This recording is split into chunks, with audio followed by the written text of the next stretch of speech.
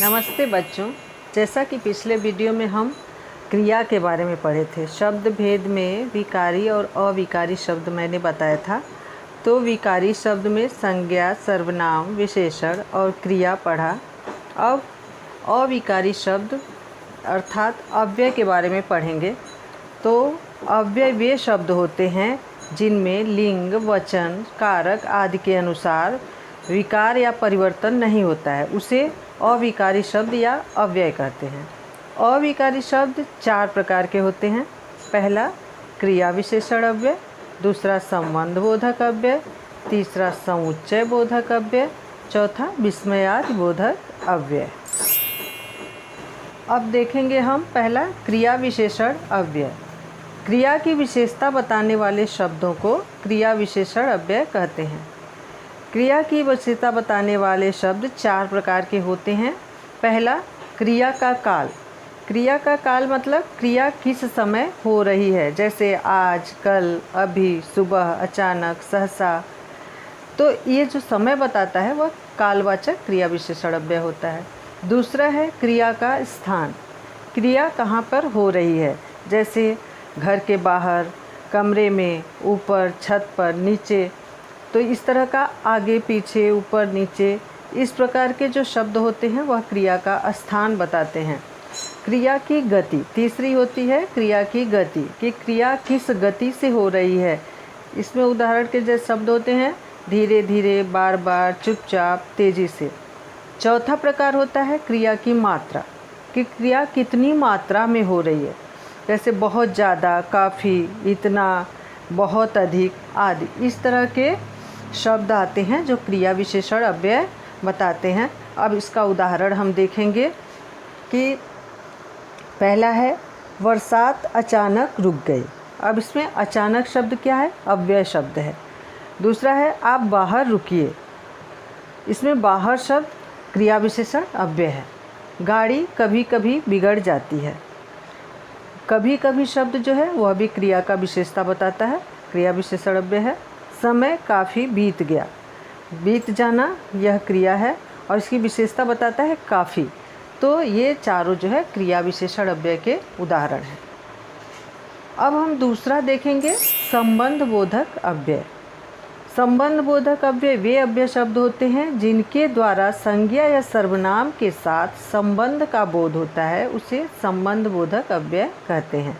जैसे आगे, पीछे, ऊपर, नीचे, इधर, उधर, उसके साथ संबंध बोधक शब्द जो है का, की, के, रा, री, रे, ना, नी, ने आदि संबंध बोधक शब्द अव्यय शब्दों के साथ जुड़ा होता है, तो संबंध बोधक अव्यय शब्द होते हैं। इसके कुछ उदाहरण इस प्रकार से हैं। सीट के नीचे सामान रखा है। अब यहाँ के नीचे, तो नीचे शब्द अव्यय शब्द है और के जो है वह संबंध बोधक शब्द है। तो सीट के नीचे सामान रखा है, के नीचे, ये जो है संबंध बोधक अव्यय शब्द है। राम के साथ सीता बन गई, के साथ जो है संबंध बोधक अव्यय है। तुम्हारे बाद यहाँ कोई नहीं आया। रे बाद, रा, री, रे बताया, रे बाद यहाँ पर जो है संबंध बोधक शब्द है। मेरे घर के पास तालाब है, के पास जो है संबंध बोधक शब्द है। तीसरा है समुच्चय बोधक अव्यय शब्द। 2 शब्दों या वाक्यों को जोड़ने वाले अव्यय शब्दों को समुच्चय बोधक अव्यय शब्द कहते हैं। जैसे और, किंतु, परंतु, क्योंकि, वरना आदि। इसके अलावा और भी शब्द होते हैं जो वाक्यों को जोड़ते हैं, जैसे यदि, तो, जैसा, तैसा आदि। अब इनके कुछ उदाहरण हम आगे देख रहे हैं। पेड़ में फल और फूल लगे थे। तो और शब्द जो है फल और फूल को जोड़ने वाला शब्द है, 2 शब्दों को, तो ये जो है समुच्चय बोधक शब्द है। दूसरा है पिताजी चाहते थे कि मैं डॉक्टर बनूं। अब यहाँ पे पिताजी चाहते थे और मैं डॉक्टर बनूं, दोनों वाक्यों को जोड़ने के लिए की का उपयोग किया गया है। तो ये जो है समुच्चय बोधक शब्द, समुच्चय मतलब जोड़ना।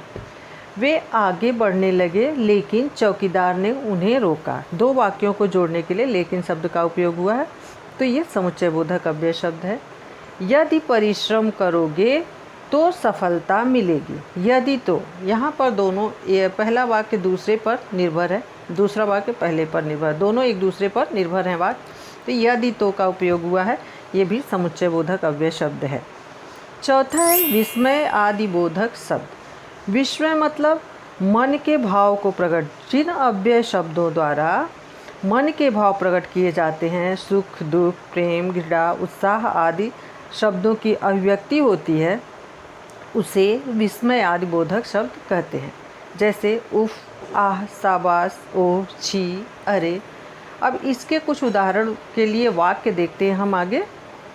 शाबाश, तुम परीक्षा में प्रथम आए। शाबाश मतलब खुशी व्यक्त करने के लिए विस्मित होकर के विस्मय आदि बोधक शब्द है। दूसरा, छी, कितनी बदबू आ रही है।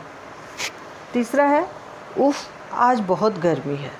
वाह, तुम्हारे विचार कितने अच्छे हैं। तो विस्मय आदि बोधक शब्दों की पहचान ज़्यादातर तो इसी से हो जाती है कि विस्मय आदि बोधक चिन्ह लगे होते हैं शब्द के बाद।